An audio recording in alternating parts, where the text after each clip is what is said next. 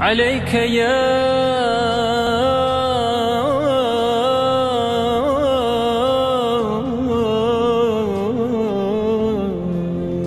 حبيب الله.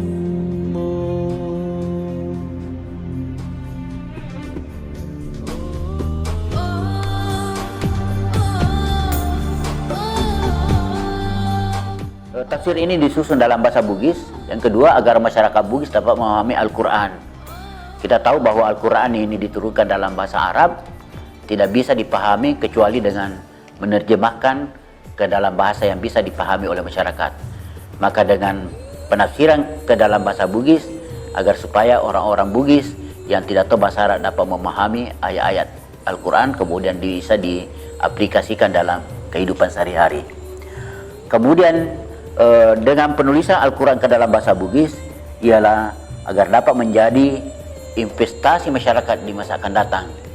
Ialah bahwa karya ini dapat melestarikan bahasa yang memang sudah mulai juga sudah banyak generasi kita yang tidak memahami bahasa Bugis.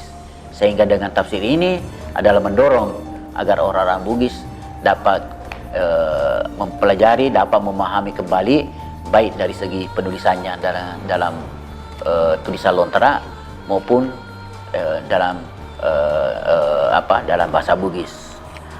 Kemudian juga bahwa dengan itu maka untuk juga memperlihatkan bahwa bahasa Bugis bisa dijadikan sebagai sarana komunikasi di dalam masyarakat, yang sebahagian bahasa-bahasa lokal sekarang sudah mulai hilang, tapi bahasa Bugis sampai sekarang itu masih menjadi bahasa perantara antara masyarakat Bugis, terutama di mana saja orang-orang Bugis itu berada. Nah, kita tahu ketika orang Bugis migran melakukan migrasi ke daerah-daerah lain, maka bahasa Bugis tetap dipertahankan sebagai bahasa bahasa komunikasi antara sesama mereka. Bismillahirrahmanirrahim. Alhamdulillahirabbil alamin, arrahmanirrahim, maliki yaumiddin, iyyaka na'budu wa iyyaka nasta'in, ihdinas siratal mustaqim, siratal ladzina an'amta 'alaihim ghairil maghdubi 'alaihim waladdallin. Setelah surah ini kemudian ditulislah terjemahannya sesudah surah itu. Di sini tulis terjemahannya betuanna nasaba asanna fuang Allah taala fuang maka masewe nama raja acarina na iya sininna papuje na punai fuang Allah taala fuanna sininna alange fuang masaro akamasewe na masaro acarina fuang makuasaingi aso pamalae iko bifuang kisompa tonga-tonga ikotomi kionroi melau tulung teruangakeng lalam malempu lalana koromai wawang iya fura mua seye mas menanro tania lalana tau fura mua gelie menanro tania to lalana tau pusai. Amin. Kiai Haji Muin Yusuf adalah sosok ulama moderat dan rendah hati, tidak fanatik terhadap mazhab tertentu. Beliau sangat moderat dalam tafsir-tafsirnya, dan saya mendapatkan cerita dari asisten beliau yang sangat dekat, yaitu Profesor Samsul Bahri Lagaligo, bahwa sesungguhnya tafsir Al-Quran berbahasa Bugis Majelis Ulama Indonesia itu adalah tafsir yang ditulis oleh beliau sendiri, dan itu masih ada tulisan tangannya, manuskripnya. Tapi karena beliau sangat rendah hati, sangat tawadu, itu mengatasnamakan tafsir yang ditulis oleh Majelis Ulama Indonesia di Sulawesi Selatan.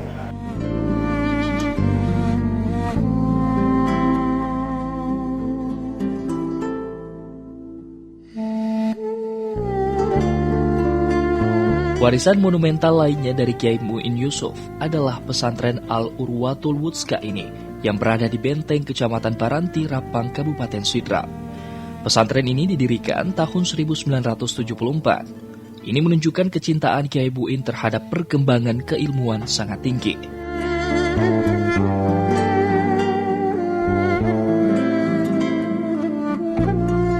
Pesantren ini didirikan pada tahun 1974. Pesantren ini bisa kita saksikan sekarang memiliki tingkat lembaga pendidikan mulai dari sanawiyah sampai aliyah. Di sinilah juga beliau mengabdikan dirinya sebagai pembina pesantren, sekaligus pemilik pesantren, sekaligus membina putra-putri yang ada di dalam pesantren itu, sehingga alumni-alumni sampai sekarang itu banyak bertebaran di Nusantara. Kiai Muin Yusuf memang seorang intelektual yang haus ilmu. Dari ayah saya selalu bercerita bahwa sewaktu terjadi gerilya di Selatan ini, Kiai Guruta Ande Guruta Kiai Muin Yusuf tinggal di rumah kakek saya di Sidrap. Jadi nateki kitab. Jadi karena beliau banyak sekali kitab itu dibawa kuda ke Kulo waktu itu. Dan ayah saya masih kecil dan kitab-kitabnya di atas tumpukan padi di rumah waktu itu, dan beliau selalu dekat dengan kitabnya sampai itu.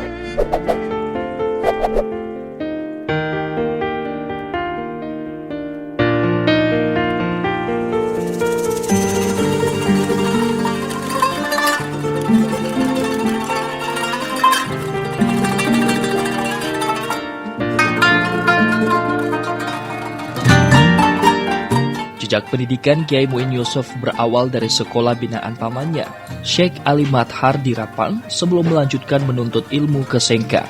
Berguru langsung dengan Kiai Muhammad As'ad, hingga pernah pula kuliah di Al-Falak Mekah.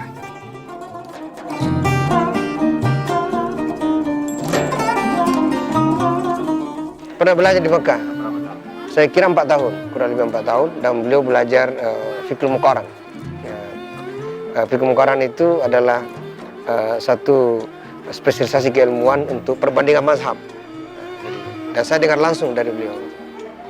Dan beliau juga saya kira besar peranannya dalam pendidikan, sama dengan Kiai Haji Modale, Ande Guruta Abdul Pabaja, Kiai Haji Daud Ismail, dan sebagainya.